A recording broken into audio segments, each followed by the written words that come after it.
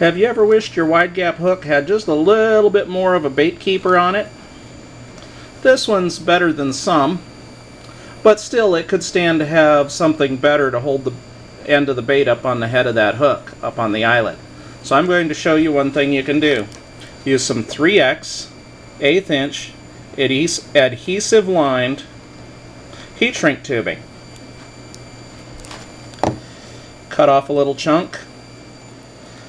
Now you could nip the ends of this and make a nice fancy angled end on it. I'm not going to do that. I'm going to show you that you don't really have to, but you can if you want to.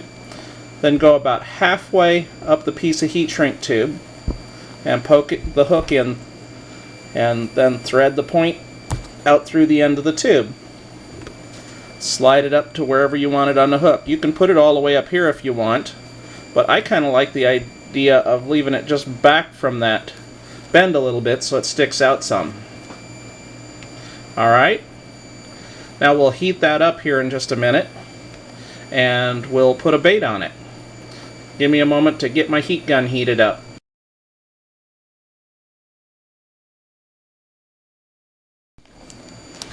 Alright, we're back with the heat gun and we're going to fire it up.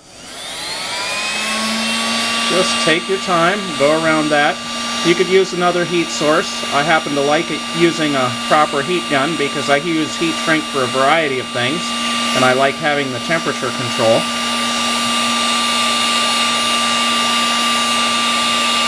Get that shrink down as tight as it'll go. That's probably pretty darn good.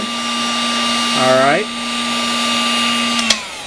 Now while that glue is still soft, and that tubing is still soft, you can shape this a little bit if you want to, so that it's just the way you want it.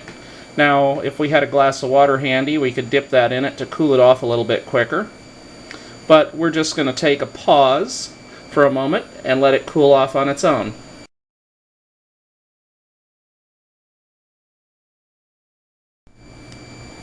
Alright, we're all rigged up now. And we're going to put a bait on that and show you how that keeper works. Just thread the bait on the way you normally would. Slide it up past the keeper. Obviously, if you've got really fragile baits, it's not going to work very well. You'll tear them up, but it'll certainly work as a keeper.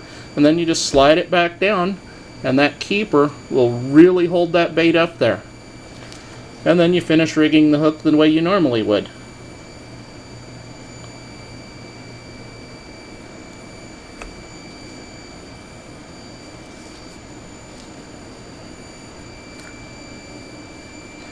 You can place that keeper anywhere on that hook you want to, and of course you can shape it any way you want, but after it's set, it pretty much holds that shape. As you can see, it doesn't want to move a whole lot.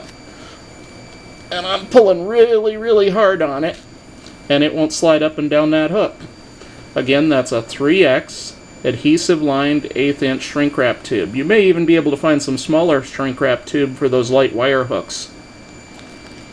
That's about it.